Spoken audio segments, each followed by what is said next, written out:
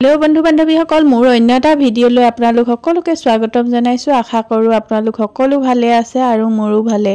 আৰু আজি বহুত দিনৰ পাছত আপোনালোকলৈ ভিডিঅ' এটা লৈ আহিছো আৰু এইফালে কাপোৰ এযোৰ অৰ্ডাৰ আছিল যেহেতু সৰস্বতী পূজাত পিন্ধিব লাগে ভাবিলো অলপ আপোনালোককো দেখাই দিও। আৰু এই ডিজাইনটো মই আগতে মেখেলা চাদৰত বনাইছো, আকৌ এটো ডিজাইনৰে লাগে বুলি কোৱা কাৰণে বনাব লগা হ'ল। হেয়ে আপোনালোকক অলপকৈ দেখাইছো। সম্পূৰ্ণ ভিডিঅ'টো যদি চাব বিচাৰে তেনেহলে আপোনালোকে মোৰ আগৰ ভিডিঅ'ত গৈ চাব, তেতিয়া সম্পূৰ্ণকৈ ভিডিঅ'টো চাব পাৰিব। হেয়েহে এতিয়া মই এইফালে দেখিছে ধুনীয়াকৈ চাদৰখন বিছনাতে পাৰি লৈছো, যিহেতু বতৰটো ঠাণ্ডা হেয়েহে পকাটো বহি থাকিব নোৱাৰি।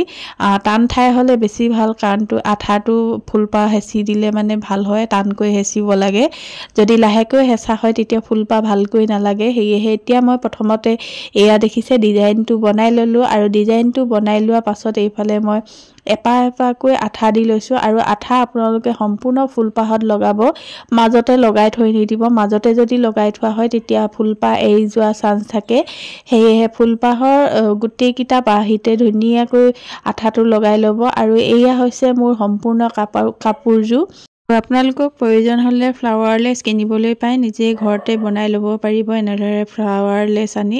আৰু তাই সৰস্বতী পূজাত পিন্ধি পেলাই মোক ফটো একপি দিছিলে, সেই কপিও মই সাইডতে লগাই দিছো। আজিলৈ ভিডিঅ'টো ইমানেই, বাই বাই।